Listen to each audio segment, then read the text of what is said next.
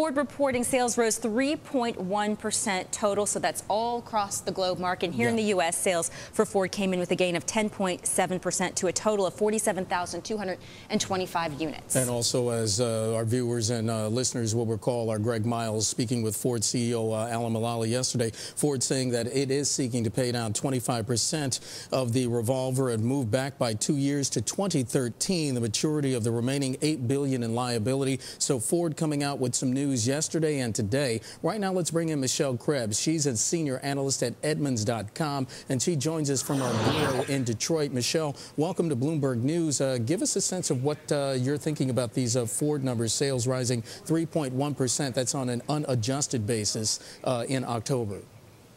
Well, Ford surprised us again. We were surprised by their profit yesterday, and we had actually predicted they'd be a little bit off from last year, but they're up, and they've got some really strong product that are doing well for them. Talk to us about that product specifically.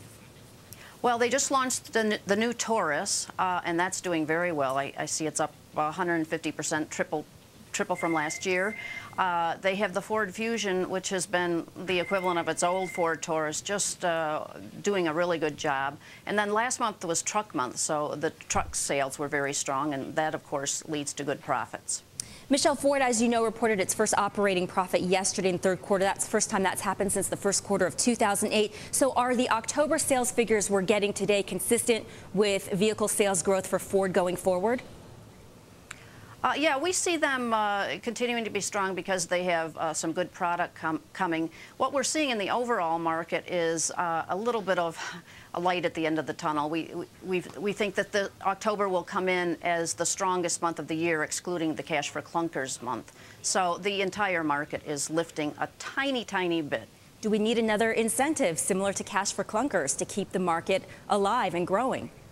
I don't think so. In fact, we had been advocating if a cash for clunkers program should have been done earlier. We actually started seeing a little bit of strength in the market even before cash for clunkers in the May-June time period. So we had thought cash for clunkers would have been much more effective had it been as the market was going down in February. And speaking of going down, Michelle, Edmunds did predict that Ford was going to sell 128,000 units in October. That was down 3.5% compared to October of 2008. What were you expecting?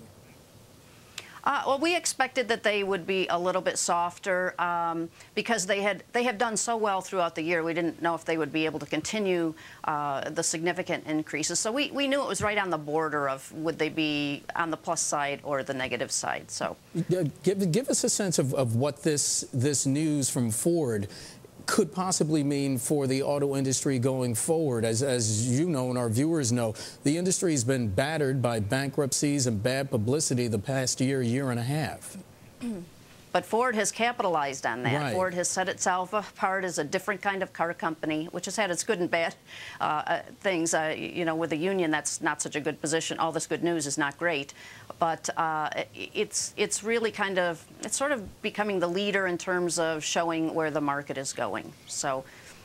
I'd like to ask you about GM. Obviously, Ford not having to file for bankruptcy, GM a whole nother animal. Sales for GM do come out, as you know, in the next hour. You say GM should achieve its highest market share year to date. So why is that, especially considering GM has had a tougher road to go here?